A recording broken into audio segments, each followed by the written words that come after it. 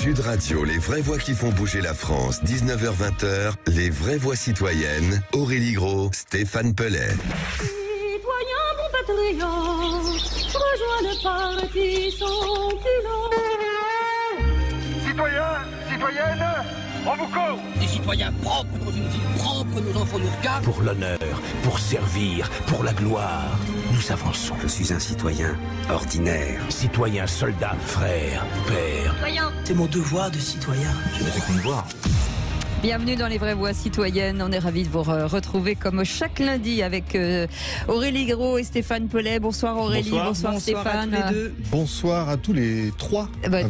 Tous les 4, tous les 1000, tous les 1 million. Moi, je te dis pas bonsoir. Parce que je ne t'apprécie pas beaucoup.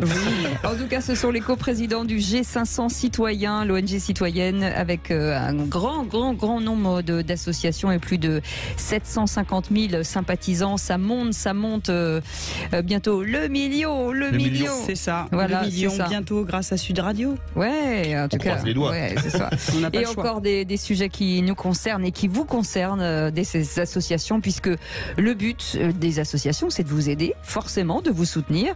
Donc au sommaire de cette émission, aider, secourir et former 32 000 bénévoles, 500 implantations locales et pas moins de 98 associations composent le visage de la protection civile. Ces hommes, ces femmes dévoués au service de la population interviennent sur les grandes missions de secours. Le président François Richer est avec nous et des bénévoles seront avec nous, bien entendu. Plus de 3500 adolescents par semaine initiés à l'artisanat. L'association Outils en main valorise les métiers manuels de l'artisanat auprès des jeunes dès l'âge de 9 ans. Plus de 100 métiers sont représentés dans les ateliers partout en France. Carreleurs, charpentiers, vitraillistes, tailleurs de pierre, pâtissiers. Une action ludique déployée déjà dans 63 départements. Alain Ananos, son président, et des bénévoles qui nous raconteront leur amour des métiers manuels seront avec nous après 19h30. On vous souhaite la bienvenue dans les vraies voix citoyennes avec le G500. Les vraies voix Sud Radio. Et on vous l'a dit, notre invité François Richer est avec nous. Bonjour, merci d'être avec Bonsoir. nous. Vous êtes Merci de président l'invitation. de la Fédération nationale de la protection civile. Aurélie, je crois que c'est vous qui avez eu envie de parler de la protection civile et vous avez bien raison. Et oui, parce que lorsqu'on voit ce que vous faites, c'est un grand honneur pour nous de vous avoir aujourd'hui. Et je pense que c'est important aussi de parler à l'ensemble des Français et d'expliquer ce que vous faites. Ça fait 56 ans que vous agissez. Ça fait 56 ans que vous mobilisez sur 3 axes. Vous l'avez dit, Cécile, aider, secourir et former. Et donc, on va parler effectivement de vos actions qui vont même beaucoup plus loin en Ukraine ou encore ce que vous faites pour la Turquie, la Syrie, qui sont dans C'est quelques compliqué. problématiques C'est compliqué. importantes. Et quel est votre... voilà, on voudrait savoir le périmètre, ce que vous faites. Et on commence déjà par le début. C'est 56 ans alors. Tout à fait, ma chère Aurélie.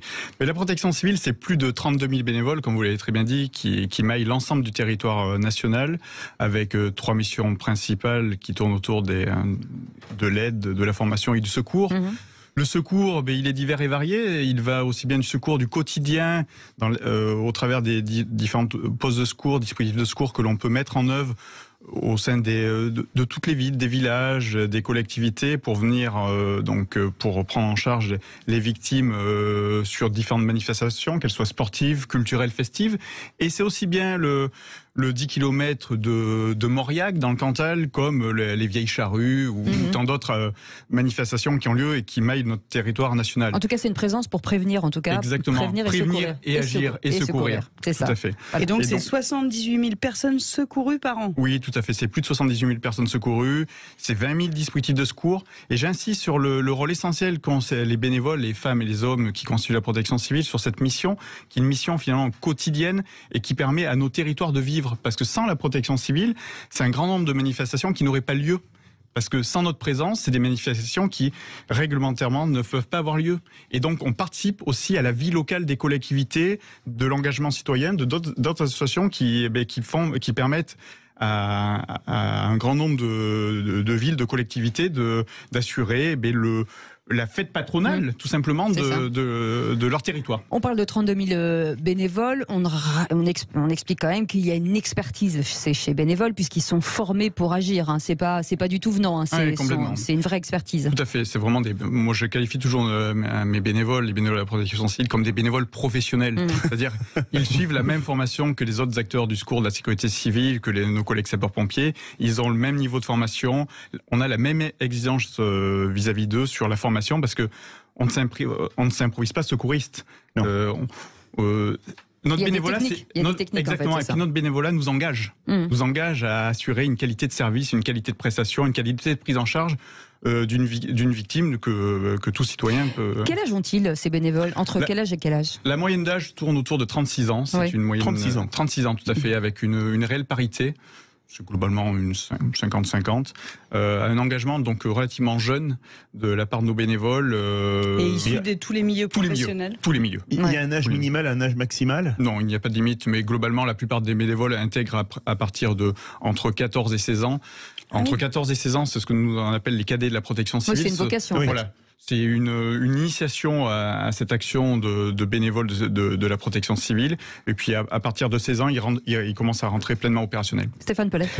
Une petite question. Actuellement, il y a un débat sur des nouveaux objectifs en matière de jeunesse. On parle éventuellement d'un brevet de secourisme qui viendrait à devenir obligatoire. Ce qui serait vachement bien. On sait qu'il ne faut pas confondre, bien sûr, votre action et puis globalement tous les grands objectifs de sécurité civile. Mais vous en pensez quoi ? Qu'est-ce que j'en pense? Sur les premiers gestes, en fait. Oui, tout à fait. J'ai bien compris le sens de la question. Sur les premiers gestes, globalement, la France est toujours un petit peu à la traîne par rapport à d'autres pays européens, même si on progresse. On progresse quand même grandement. Moi, j'ai connu la France avec une dizaine de pourcents de personnes formées aux gestes premiers secours. Désormais, on est entre 28 et 29 ou 30%. Donc, voilà, ça progresse. Le challenge, il est quand même... Pour ceux pardon, je vous coupe, qui ne savent pas, c'est quoi les gestes de premier secours? Les gestes de premier secours, c'est tout simplement être capable d'alerter les secours. Oui. Que dire? Oui. Être capable de connaître les numéros de secours, tout simplement. D'accord. Et puis être capable aussi de prendre en charge quelqu'un qui est victime d'un malaise cardiaque, quelqu'un qui fait un malaise, massage cardiaque, quelqu'un qui est victime d'un accident de circulation. Quoi faire par rapport à ça? Les bons gestes qui peuvent être salvateurs. Alors on parlait tout à l'heure de secourir, on vous l'avait dit, 3 axes, secourir, aider et former. Aider, forcément c'est au soutien du SAMU social par exemple? Oui, complètement. Aider, c'est clairement la prise en charge des gens qui sont dans la difficulté, aussi bien au travers de maraudes sociales, qui peuvent avoir lieu dans l'ensemble des grandes villes et même et pas que, périurbain, urbain. Mais on sait que globalement c'est plutôt ce qui est périurbain et urbain, donc c'est toutes les grandes villes qui maillent notre territoire national, mais c'est aussi la mise en place en fonction des conditions météorologiques, de l'accueil des gens sur des phases très ponctuelles dans le cadre de l'activation du plan Grand Froid. J'en veux pour preuve l'activation encore ce week-end dans Loire-Atlantique, dans les Bouches-du-Rhône, de nos équipes qui ont mis en œuvre dans un temps record des centres d'accueil, dans des gymnases pour accueillir les personnes qui sont à la rue et qui sont victimes du froid. Pardon. Non, mais je voulais juste compléter. Je n'en fais rien. Si c'est la même question. Récolter aussi des denrées et des mêmes questions. Tout va bien. Exactement. Oui. Les grands esprits se rencontrent. Récolter et distribuer au travers de. C'est plutôt même distribuer que récolter. C'est les distribuer lors de ces différentes maraudes quand ils vont au contact tous les soirs des gens qui sont dans la rue, et donc c'est le sourire, mais aussi en même temps amener. On peut faire un service civique chez vous? Oui, tout à fait. Ouais, on peut faire. Comment ça se passe?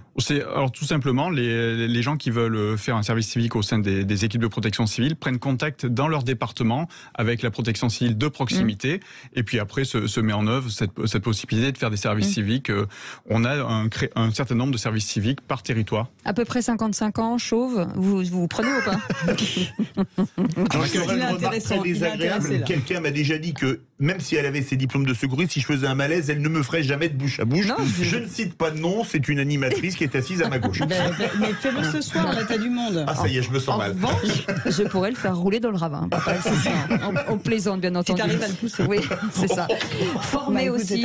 Non, mais voilà, on agit bien sûr en s'amusant. Former aussi 130 000 personnes par an aux gestes qui sauvent. Ça me paraît beaucoup et pas beaucoup. C'est-à-dire que c'est énorme, mais je me dis, comment on peut faire pour vous aider pour en avoir plus? Tout simplement, une classe d'âge, c'est entre 700 et 800 000 personnes. Donc quand on vous parle de 130 000 personnes qui sont formées aux gestes de premier secours au sein de la protection civile, avec nos autres collègues et acteurs, on monte environ à 400 000 personnes formées. D'accord. Ah ok. oui, vous voyez, Ce qui me paraît 450 000. Donc on est encore loin du compte, en fait. Du c'est compte, ça, parce oui. que le compte, c'est quoi? C'est arriver à former une classe d'âge chaque année. Et Ce qui comment- permettrait au final d'avoir toujours ce turnover, en fait. turnover. Ah oui. Et Exactement. justement, comment on fait pour s'inscrire, pour pouvoir participer à cette formation? En allant sur nos sites internet, tout simplement. Et là, il y a un grand nombre de sessions qui Toute sont personne ouvertes. peut s'inscrire. Toute personne peut s'inscrire. Et C'est vous êtes- simple, c'est 7 heures de formation. Et vous êtes basé dans toute la France, en Exactement, tout à fait. Donc, il n'y a aucune difficulté pour trouver des sessions de formation sur l'ensemble du territoire national, tout au long de l'année. Et ben vous restez avec nous, François Richer, président de la Fédération nationale de protection civile, parce qu'on parle de ce qui se passe en France, mais vous avez aussi des actions sur des terrains de guerre et à l'étranger. On en parle dans quelques instants. C'est les vraies voix citoyennes avec Aurélie Gros, Stéphane Pellet, le G500 citoyen. Vous pouvez vous inscrire. Hein. Vous savez que vous allez sur le site le G500 citoyen. Vous avez une association. Voilà, vous êtes les bienvenus. Et peut-être que vous serez sélectionné pour venir sur Sud Radio. Oh, c'est même pas peut-être, c'est sûrement. C'est même Allez. sûrement. À tout de suite. Sud Radio, les vraies voix qui font bouger la France, 19h-20h, les vraies voix citoyennes, Aurélie Gros, Stéphane Pellet. Vous ne me connaissez pas bien, mais on se croise souvent. Tous les jours en fait, et depuis 50 ans au moins. Dans votre rue, votre quartier. Votre ville ou à l'autre bout de la France. Avec mon uniforme orange et bleu, je ne passe pas inaperçu.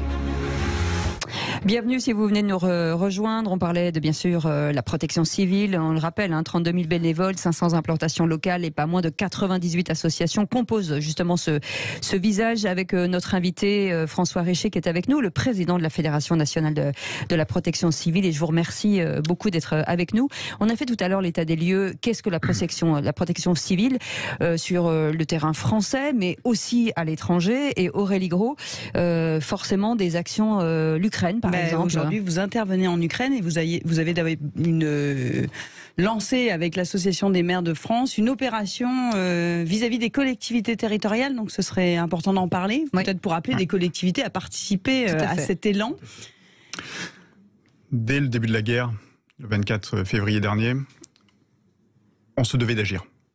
Les bénévoles avaient cette volonté, ce souhait d'être aux côtés du peuple ukrainien. Donc dès le début, dès le 1er mars, on a décidé avec l'Association des maires de France, au travers d'un mouvement citoyen fantastique, de collecter des dons pour que tous ces matériels puissent aider le peuple ukrainien. Quel type de matériel aujourd'hui ? Le type de matériel était divers et varié, mais il allait aussi bien du respirateur pour aider les blessés en réanimation, de lits médicaux, de couveuses, de couches, de matériel logistique, de groupes électrogènes, de vêtements. Et c'est 8000 tonnes de dons qui ont été envoyés. 8000 tonnes 8000 tonnes. C'est le plus gros pont humanitaire français depuis la Seconde Guerre mondiale. 8000 tonnes de dons, 15 000 palettes. 15 000 palettes. Ce sont des dons financiers ou les gens ont fait des dons C'était essentiellement des dons matériels qui nous ont permis justement d'envoyer l'ensemble de ces dons de façon ciblée et précise au travers d'un pont humanitaire qui s'est mis en œuvre en moins d'une semaine. Une semaine après le déclenchement de l'opération avec l'Association des maires de France, parce qu'il y avait cette volonté farouche, tous les citoyens voulaient être acteurs et aider le peuple ukrainien. Donc, au travers du relais local que sont les maires, les urgentistes de la République, on a pu acheminer dès la première semaine ces matériels. Et ce maillage territorial, il est, j'imagine, très important pour vous. Exactement. Justement pour aller. L'association du maillage territorial de la protection civile et des élus, c'était la parfaite adéquation. Et beaucoup de bénévoles sont partis sur place. Oui, dès le début. Alors, il y a eu deux actions. Les bénévoles ont surtout collecté sur le territoire national. C'est eux qui ont fait ce travail avec de petites mains. Et il n'y a aucun côté péjoratif dans mes propos, vous vous en doutez. Non. Mais ce travail de petites mains c'était un travail de l'ombre. C'était 24 heures sur 24. Pendant 24 heures sur 24, les gens collectaient. Trier, organisé, tout était référencé et partait selon les cycles définis avec les associations ukrainiennes et le gouvernement ukrainien sur les secteurs ciblés. Et aujourd'hui, nous continuons l'action sur quelque chose de beaucoup plus ciblé, en lien avec ce que les Ukrainiens appellent les points de résilience ou les points d'investibilité. Clairement, ce sont les points de vie où tout Ukrainien peut se retrouver au sein de sa collectivité pour recharger son portable, pour boire le quotidien, le quotidien de la vie, c'est ça. de la vie. Et pour faire cela, il y a 2 actions essentielles qui sont nécessaires. C'est pouvoir se chauffer et aussi avoir des générateurs qui permettent aux gens justement de se retrouver, d'avoir de la lumière et de pouvoir recharger leur téléphone portable et autres. Alors quel est le principe justement avec les collectivités? Qu'est-ce qui peut être fait? Quel appel on peut faire aux collectivités? L'objectif clé avec les collectivités mais aussi avec les citoyens au travers de dons financiers, c'est le fait d'envoyer incessamment sous peu près de 700 générateurs. 700 générateurs de tout type, de très grands générateurs aux plus petits, qui ont pour but à la fois d'assurer la mise en œuvre de ces points de résilience, ces points de rencontre, et en même temps d'assurer la capacité à fournir de l'électricité sur des zones sensibles. Les zones sensibles, ce sont tout simplement les stations de pompage, les hôpitaux et les écoles. Avant de prendre une de vos bénévoles, Max Anoui, il y a aussi un autre théâtre, malheureusement, là c'est une catastrophe naturelle, Turquie, Syrie. Et vous intervenez là-bas aussi. Oui, alors sur la Turquie et la Syrie, l'objectif a été, dès le début de la crise, c'était d'accompagner les 2 peuples au travers d'envoi de matériel. Et donc là, la collecte est en train de s'opérer, une collecte financière en train de s'opérer pour que, incessamment sous peu, on puisse envoyer sur la 2e phase. Il y a la première phase qui est la première semaine où on essaie de sortir les gens des décombres, et la 2e phase qui est plus liée au fait du fait qu'il n'y a plus d'habitation, de maisons, la mise en place de camps au travers de la mise en place de tentes, d'hébergements, plus aussi des produits de première nécessité. Et vous êtes combien de bénévoles à être partis en tout cas en Turquie ou en Syrie? En Syrie et en Turquie, ce sont des équipes qui vont partir après. Là, on est sur la 2e phase. Sur la partie ukrainienne, ce sont un grand nombre de bénévoles, près d'une centaine qui se sont relayés. Et je crois qu'il y en a même 32 000 bénévoles qui ont été honorés de la médaille du mérite par le président Zelensky. Au travers de vous-même, président. Oui, au travers du président, mais c'est surtout les bénévoles qui ont été honorés. Bien sûr. Vous savez, quand on a visité les entrepôts logistiques où il y avait des tonnes et des tonnes de cartons, personne ne pouvait rester insensible au fait de cet engouement populaire qui était à la générosité de tous les Français, tous les Français qui ont souhaité aider le peuple ukrainien, et puis les bénévoles de la protection civile qui ont au final été les petites mains qui ont permis ce pont humanitaire. Sans eux, rien n'aurait été possible. Et après, il va falloir reconstruire. Tout à fait. Maxane, est avec nous. Bonsoir Maxane. Bonsoir. Vous avez un très joli prénom. Ah oui, voilà. c'est ce qu'on disait. Maxane, vous êtes bénévole depuis 4 ans. Aujourd'hui, l'engagement, est-ce que finalement c'est une éducation? C'est le fait d'avoir croisé quelqu'un? D'où vient cet engagement? Oui, donc effectivement, ça fait 4 ans maintenant que je suis bénévole à la protection civile, donc dans l'antenne de Garches. J'ai débuté, donc j'ai commencé avec la formation PSC1. Donc c'est une formation qui est vraiment accessible à tous, et c'est ce qui m'a donné ensuite l'envie de m'engager. PSC1, c'est vraiment la formation de base, des gestes de base. Voilà, des gestes 130 000 personnes que l'on forme tous les ans aux gestes de premier secours. Voilà. C'est une journée de formation qui permet justement de connaître tous les gestes salvateurs. Allez-y Maxane. Pardon. Oui, tout à fait. Donc j'ai passé cette formation, et ensuite donc j'ai rejoint une antenne, donc l'antenne de Garches, et ce qui m'a permis ensuite de passer d'autres formations de secouristes pour devenir équipière secouriste. Et aujourd'hui, je suis chef d'équipe Prompt Secours, ce qui me permet donc d'encadrer des autres bénévoles, des autres secouristes lors de postes de secours ou de garde au profit du SAMU et des pompiers. Ça ne se fait pas auprès d'une femme. Vous avez quel âge? J'ai 23 ans. Et vous avez commencé à 19 alors? Ah oui. Vous comptez bien. Oui, à 18 ans.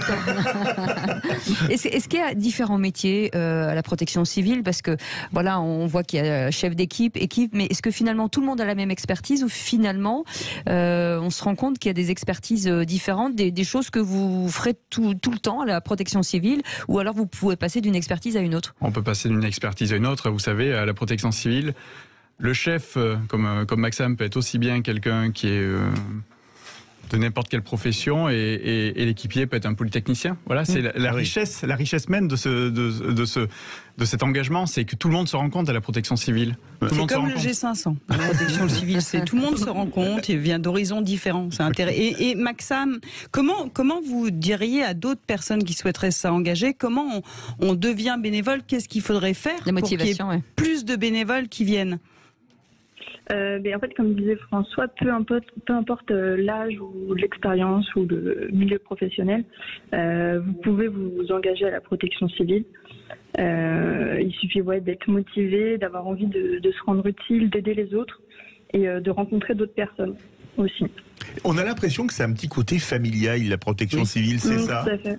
Oui, tout à fait. C'est un peu comme une grande famille. On partage tous les mêmes valeurs, en fait, et ce qui nous unit aussi. On partage des missions qui sont assez fortes. Il y a une mission qui vous a touché humainement plus qu'une autre? Justement, ce qui s'est passé en Ukraine, ça m'a particulièrement touchée. Puisque du jour au lendemain, en fait, on a été sollicité pour organiser des collectes de dons. Et j'ai été touchée par la générosité des citoyens qui venaient à nous directement pour proposer leurs dons, proposer leur aide. Et ça, c'était vraiment super de voir ça. Et aujourd'hui, est-ce qu'il y a forcément des lieux ou des endroits que vous préférez il y a des choses que vous préférez faire par rapport à d'autres. Est-ce que ce sont plutôt les événements? Je sais que les terrains de guerre, c'est très compliqué. Il faut avoir une force particulière et c'est vrai que il faut avoir un mental vraiment de faire. Est-ce que finalement, quand on est dans la protection civile, on dit toujours, moi je vous le dis parce que j'ai aidé des pompiers un jour et c'est vrai que j'ai peur du sang, mais quand vous êtes dans l'action, vous n'avez, les peurs s'effacent. Plus peur de rien. Et voilà, exactement. Est-ce que c'est ce que vous ressentez vous aussi, Maxane? Oui, tout à fait. Et il y a différentes façons de s'engager, il y a différentes missions possibles. Moi, j'aime autant venir en aide à des personnes sur des postes de secours ou sur des gardes, mais j'aime tout autant former des citoyens aux gestes de premier secours, parce que je suis aussi formatrice et j'adore également faire des maraudes, venir en aide aux personnes qui sont dans le besoin. En tout cas, une grande diversité de missions possibles. C'est une belle chaîne de solidarité. Merci beaucoup, Maxane, d'avoir été avec nous, bénévole bien sûr depuis 4 ans. Merci au président François Richer d'avoir été avec nous pour cette protection civile. 32 000 bénévoles. Vous voulez vous inscrire, c'est facile. Vous allez sur le site de la protection civile. J'imagine que c'est simple. Vous allez être reçu et puis on va vous former. Voilà, en tout cas, et ça, il faut faire grossir cette protection civile. Merci beaucoup d'avoir été avec nous et merci pour ce que vous faites. Dans un instant, on va parler artisanat. Vous savez que l'artisanat, pas mal de pénuries aujourd'hui, mais sans doute parce que les métiers sont pas suffisamment bien connus. Il y a une association qui lutte, qui s'appelle l'outil en main, qui valorise ces métiers auprès des jeunes générations. Et ça, c'est une très bonne idée. À tout de suite. Le lundi, les vraies voix citoyennes avec Aurélie Gros, Stéphane Pellet. Ça va les enfants, les petits enfants, ça va bien. On est heureux. Il y a des gens bien autour de la table. C'est ça. C'est encore un coup de Philippe David. Ouais. C'est le G500 citoyen. L'association L'outil en main joue un rôle clé pour attirer les jeunes vers les métiers de l'artisanat. Plus de 100 métiers sont représentés dans les ateliers partout en France et on les accueille ce soir. Alain Ananos, bonjour. Bonsoir. Merci d'être avec nous. Vous êtes président de l'Union des associations L'outil en main France. Vous êtes accompagné de Tamar Motillot. Bonsoir. Merci d'être là. Et puis Dominique Rioux est avec nous, président de l'outil en main. Oui, c'est ça. De Surgère. Voilà, vous êtes à Surgère. Merci d'être avec nous. Avec Stéphane, un artisanat qui subit une pénurie aujourd'hui. Vous vous souvenez, Cécile, Philippe, Aurélie, il y a quelques semaines, on avait reçu un orfèvre qui nous disait son désespoir de travailler, d'être pratiquement seul dans Paris, de ne plus trouver d'ouvriers à embaucher. Et donc, en effet, vous le disiez, l'artisanat subit cette pénurie de main-d'œuvre depuis maintenant pas mal d'années. Enfin, vous allez certainement nous rassurer, j'espère. Et ce sont pourtant des savoir-faire très, très recherchés dans beaucoup de secteurs, la culture, l'art, le patrimoine. Et puis, on a vu, par exemple, avec l'immense chantier de Notre-Dame, ce que ça a suscité comme nouvelle vocation. Et puis aussi les métiers du luxe qui sont une des spécialités françaises. Enfin voilà, ça fait énormément de raisons pour que cette méconnaissance des métiers cesse grâce à vous, l'outil en main. Donc comment vous en êtes arrivé là à lancer, il y a quand même maintenant assez longtemps, cette magnifique fédération de plus de 250 associations? En fait, pour lancer l'outil en main, on est parti d'une idée de femme, d'une citoyenne qui a regardé le monde et qui s'est dit... par les mains. Marie-Pascale Ragnaud. Par les mains, Marie-Pascale Ragnaud. Par les mains, en fait, et par la fabrication des choses, on peut mieux comprendre le monde. Elle revenait d'un voyage au Mexique et elle était confrontée à la rénovation du Vieux Troyes. Et elle a regardé autour de lui, elle s'est dit, il y a là des gamins qui observent comment leur environnement se change et qui ont besoin de comprendre. Et à partir de là, avec les Compagnons du Devoir et la Fédération compagnonique, en fait, est née cette idée de transmettre. mais elle a d'abord été un peu à la remorque. On a 35 ans, mais on va fêter nos 30 ans l'année prochaine. On a d'abord été un peu à la remorque des compagnons pour être... ils faisaient de la transmission en plus de leur temps de travail.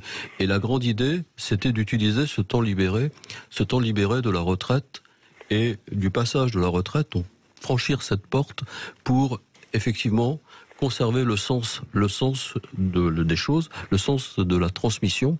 Et à ce moment-là, les gens de métier se sont mobilisés et l'outil en main est né dans sa version actuelle. Transmettre parce que chacun de nos gens de métier qui transmet travaille sur son éternité. Parce que c'est ce qui est extraordinaire, c'est qu'il y a un double message. C'est les jeunes, mais aussi cette transmission de façon à ce qu'on en parle en ce moment de la retraite. Bon, d'accord, peut-être pas sous cet angle-là, mais justement, il y a aussi des gens qui ont envie de faire connaître leur savoir-faire. Oui, il y a des gens qui ont envie de transmettre. Et donc ça s'est manifesté dans chaque morceau de territoire que sont les villes, les petites villes, les grandes villes, etc. Ils ont envie de transmettre, ils ont envie de faire vivre le pays, quoi. Ils ont le village, la petite ville, ils ont envie de continuer. Oui, et transmettre leur passion aussi. Ils transmettent leur passion, mais ils transmettent aussi au-delà de leur passion du métier. Ils transmettent au-delà de la passion du métier. Ils transmettent quelque chose qui pour nous est important à l'outil en main. Ils transmettent, vous l'avez dit, avec les métiers d'art, ils transmettent quelque chose de plus grand que chacun d'entre nous. Ils transmettent quelque chose de l'ordre culturel, de l'ordre patrimonial, et c'est extrêmement important. Pour nous, c'est extrêmement important. C'est un peu ces morceaux d'histoire. Dominique Rioux, d'abord merci d'être avec nous. Ce sont des métiers souvent de prestige. On a toujours souvent tendance à l'oublier. Aujourd'hui, l'association, je crois, forme plus ou moins 3500 adolescents par semaine. En tout cas, c'est ça ? Oui, c'est 3500 gamins qui sont dans le modèle de l'outil en main et 500 à 600 qui sont dans ce qu'on est en train de travailler de la transformation, c'est-à-dire on a élargi nos possibles et par exemple on participe à des programmes de cité éducatifs pour les décrocheurs scolaires. Voilà. Et aujourd'hui, on peut dire que par semaine, on a 3500 gamins qui sont nos gamins, et puis on a à peu près un flux de 500 gamins, on a à peu près 4000 gamins qui passent à l'outil en main, avec 5500 bénévoles qui sont mobilisés chaque semaine. Dominique Rioux, comment réagissent les adolescents ? Parce qu'il y a plein de métiers, j'imagine que même nous, adultes, qu'on découvre dans l'artisanat, aujourd'hui, quel regard ils ont sur l'artisanat à 9 ans, par exemple ? Eh bien, ils ont envie de découvrir. Nous, on a 14, 15 métiers à l'outil en main de Surgères. Et les gamins, ils sont avides de découvrir, de prendre le bon geste, la mécanique. Il fait voir à son père comment il va changer une ampoule ou changer la boîte à vitesse. Enfin bon, ils se prennent au jeu, quoi. Ils aiment bien tout ça, quoi. Et découvrir la peinture, la zinguerie, la couverture. Ils sont tous le tournage sur bois. Enfin, Est-ce qu'il y a des métiers par région, par exemple, qui émergent plus ? Eh bien, par exemple, les tailleurs de pierre, c'est pas partout, j'imagine. C'est vrai que nous, l'ardoise, par exemple, on a un atelier ardoise parce qu'on a des gens qui savent travailler l'ardoise, mais c'est pas notre région, l'ardoise. Il y a quelques maisons bourgeoises qui sont couvertes en ardoise, mais je pense que il y a sûrement des régions où il y a des métiers qui émergent davantage que dans notre région. On a Tamar Montillot qui est avec nous. Oui, bonsoir. On va dire grand adolescent. Là, voilà, l'adolescence est un peu terminée. C'est fini. Oui, voilà, c'est jeune adulte. Comment est-ce que vous êtes arrivé à l'outil en main et qu'est-ce que vous avez appris à l'outil en main ? Alors, c'était par passion de bricolage avec mon père, justement, quand j'étais petit. Et puis, mes parents m'ont fait découvrir l'outil en main quand j'étais petit. Et du coup, j'y allais tous les mercredis. Vous aviez quel âge ? J'avais une dizaine d'années. Oui. Et du coup, j'y suis allé pendant 2 ans d'affilée, tous les mercredis après-midi. À faire de la menuiserie, de la mosaïque, de la peinture, à apprendre les métiers manuels et être satisfait de faire les choses. Voilà, c'était un vrai complément pour moi par rapport à l'enseignement qu'on avait au collège. Et du coup, ça m'a suscité une passion, une vocation chez moi. Et ça m'a permis maintenant d'être passé par l'école Boulle en sculpture sur bois. Oui. Voilà, en sculpture sur bois. Et on essaie de susciter des vocations, des envies, une intelligence de la main en fait. C'est-à-dire être fier de produire quelque chose et avoir la satisfaction d'être en capacité de montrer aussi, comme l'a dit Dominique, à ses parents, la capacité de faire et d'avoir une certaine reconnaissance de notre travail. C'est ça qui est important. Et du coup, de cette vocation est née une passion pour moi, pour la sculpture sur bois, ce qui m'a permis d'obtenir un CAP, meilleur apprenti de France, diplôme de formation des métiers d'art. Bravo. Voilà. Bravo. Et diplôme des métiers d'art. Voilà. Ça se trouve, Tamar n'aurait pas fait ça. S'il n'était pas passé par l'outil en main, il aurait peut-être été en... Mais c'est rigolo ce que vous dites, Aurélie. Oui. Vous aviez un rêve avant de faire ça, policier, quand vous étiez petit? Non, j'avais pas d'objectif. C'était une passion de faire les choses, un besoin de faire les choses et de mettre un sens à ma scolarité. C'était ça qui était très important pour moi, c'est-à-dire que sans avoir cette vision-là, en troisième, on nous demande de choisir. Et aujourd'hui, c'est très difficile. On le voit, moi aujourd'hui, je suis bénévole à l'outil en main de Boulogne, quand j'ai des disponibilités, puisque je travaille à côté, mais du coup, on le voit, ils sont un peu incertains, ils savent pas trop où ils vont se diriger après. Donc si nous, on peut les aider à savoir, ou même savoir où ils n'iront pas, et les guider pour une orientation choisie et pas subie, c'est ça qui est important pour nous. Stéphane Pellet. Justement, Dominique et Alain, vous qui êtes donc un peu les anciens, entre guillemets, dans ce mouvement. Au bon accueil, bonjour. Je suis à l'école de Philippe. Les jeunes anciens.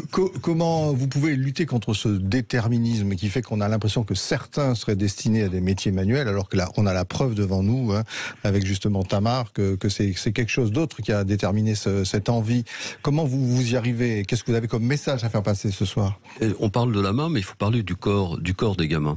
Quand vous êtes avec les gamins, garçons ou filles, qui sont en train de prendre une pièce entre leurs mains et qui vont, sans autre chose que leur pensée et leurs mains, trouver le centre. Et avec le maniement de vrais outils, percer ce centre pour faire la pièce. À ce moment-là, vous les faites rentrer dans le domaine de l'abstraction et dans le domaine de la pensée. Je veux dire, vous êtes dans tout à fait autre chose. Et il y a ceux qui vont prendre à peu près 30-35% des gamins qui passent à l'outil en main, qui deviennent des artisans ou qui reprennent l'entreprise. C'est aussi important de leurs parents ou de celui qui les a reçus. Oui, bien sûr. Mais on a aussi des gamins qui sont passés par l'outil en main, qui sont ingénieurs et qui ont ouvert des outils en main et qui sont on n'est pas tous. Ce que vous dites, c'est que finalement tous les enfants devraient passer par là. En tout cas, cette compréhension du réel par le corps et par les mains, c'est quelque chose qui ouvre l'esprit et qui, comme le dit Tamar, quand on fait quelque chose de beau, parce que chaque gamin sort avec son chef-d'œuvre, c'est-à-dire qu'ils font des cycles et ils sortent avec leur chef-d'œuvre, ils sortent avec quelque chose qu'ils peuvent montrer. Et il n'y a pas d'échec. À chaque fois, on sort avec quelque chose qu'on a produit soi-même. C'est le principe de l'apprentissage. Voilà, c'est ça. C'est vrai, vous avez raison. C'est le profil de l'apprentissage. Et l'autre aspect, je veux dire, par exemple, on est soutenu par le CPSTI. Mais c'est aussi important pour les artisans. Qu'est-ce que c'est ? C'est quoi le CPST ? C'est le Conseil des travailleurs indépendants. Là. D'accord, ok, très bien. C'est une caisse de retraite. Oui. Et en fait, comment derrière, par la protection je ne veux pas être dans l'actualité brûlante, mais par la protection qu'accorde le système de retraite, les gens sont protégés. Nous, on fait de la communication. On dit que le CPST existe. Le CPST nous permet d'aller au plus près des artisans et des commerçants qui sont à la retraite pour les remettre dans le tissu social et construire en fait ce qui nous rassemble. D'accord. En fait, on est profondément tourné, je ne sais pas si c'est de la citoyenneté, en tout cas c'est de l'humanité. Oui. Mais en tout cas c'est très citoyen quand même. Vous restez avec nous. Absolument. L'association L'outil en main qui joue un rôle clé pour les jeunes sur les métiers de l'artisanat, et vous savez combien on aime l'artisanat sur Sud Radio. On est une radio des territoires, je vous le rappelle, et nous sommes avec Stéphane Pellet et Aurélie Gros, ce sont les vraies voix citoyennes. On revient dans un instant, à tout de suite. Il y a les fausses voix, il y a les vraies voix citoyennes, voilà. Et les fausses voix, c'est pas nous. Et là, c'est les vraies voix citoyennes, c'est nous. C'est Aurélie Gros, c'est Stéphane Pellet, du G500 citoyen. C'est bien sûr avec Philippe David, ensemble jusqu'à 20h. Avec nous, Tamar Montillot, qui est avec nous, qui est une belle personnalité. On est ravis de vous accueillir, puisqu'il a fait l'outil en main. En tout cas, vous étiez au début, vous êtes formé à l'outil en main. Et cette association qui joue un rôle clé justement pour récupérer les jeunes et leur présenter les métiers de l'artisanat. On va en parler avec Alain Nanos qui est avec nous, président de l'Union des associations de l'outil en main, et Dominique Rioux qui est président aussi de l'outil en main à Surgères. On parlait de vous il y a quelques instants, Tamar, avec vous. Aujourd'hui, qu'est-ce que vous avez envie de dire à ces jeunes ? Est-ce que on en parlait il y a quelques instants, de dire finalement quand on vous demande, quand vous avez 10, 11, 12 ans, qu'est-ce que tu veux faire ? Bon, à part policier, pompier, une fois qu'on a fini tout ça, eh ben on se dit vers quelle filière j'ai envie d'aller. Et souvent, les professionnels que nous rencontrons ici dans le cadre d'une émission d'emploi nous disent, bah oui, mais nos métiers à nous, de l'artisanat, de l'expertise, de l'art par exemple, nos métiers sont pas assez connus pour donner envie à une jeune génération de venir. Un orfèvre qui nous venait et qui nous disait, on n'est plus que 4 en France et il y en a plus, et certains métiers vont mourir de faute finalement de bonne publicité. J'ai envie de dire qu'avant la compétence, il y a la motivation. Et c'est pour ça qu'on est là aussi. C'est pour faire découvrir des métiers et susciter des vocations, des envies, des passions. C'est un âge où on cherche, où on est en demande de savoir, de connaissances et de sens aussi. On a besoin de quand Alain vous donne l'exemple de faire un perçage, on est dans des mathématiques appliquées. Les mathématiques qui sont un sujet clivant pour des collégiens ou des lycéens qui disent à quoi ça sert. Là, c'est un exemple concret. C'est un exemple concret de se trouver une passion et de pouvoir mettre du sens dans ce qu'on fait et réussir. Alors ce soir, à mon avis, qui nous écoutent, il y a beaucoup d'artisans qui rentrent chez eux, dans leur véhicule, qui écoutent Sud Radio, qui ont envie aussi d'avoir des bonnes nouvelles sur tout ça. Quels sont les pans, je vous pose la question à tous les deux, quels sont les pans actuellement de l'artisanat ou des métiers d'art qui sont les plus en vogue, et puis ceux peut-être pour lesquels il faut lancer aussi un appel? En fait, ce serait surtout un appel à l'engagement, puisqu'on est autour de la citoyenneté. En fait, à l'engagement et à oser ouvrir les portes. C'est-à-dire, pour les artisans jeunes retraités ou les artisans qui ont du temps, etc., il faut dépasser la désespérance qui peut parfois être celle de l'artisan dans son camion qui court, pour se dire, je me pose et je me remets dans une perspective pour transmettre. Et à partir de là, nous, on a tous les métiers, on a tous les espoirs et parfois aussi tous les désespoirs quand on est confronté à une réalité que il faut qu'on trouve des locaux. Un outil en main, c'est au minimum 200 mètres carrés pour 12 métiers. Donc un appel aux collectivités territoriales pour vous prêter des locaux, pour ouvrir des antennes. On a de bons, vraiment les maires sont très engagés, les lycées, les collèges sont très engagés. On a des partenariats intelligents. Il faut compter, c'est Cantona qui disait mon plus beau but, c'est une passe. Et nous, on joue là-dessus. On joue sur un collectif, sur le solidaire, en fait. Sur un collectif d'entraide. C'est la tradition compagnonique, on en parlait. Par exemple, on a eu à un moment l'outil en main de Tulle qui était moins bien. Eh bien, c'est d'autres outils en main qui sont venus l'aider. La transmission. On est vraiment dans cette tradition compagnonique d'entraide.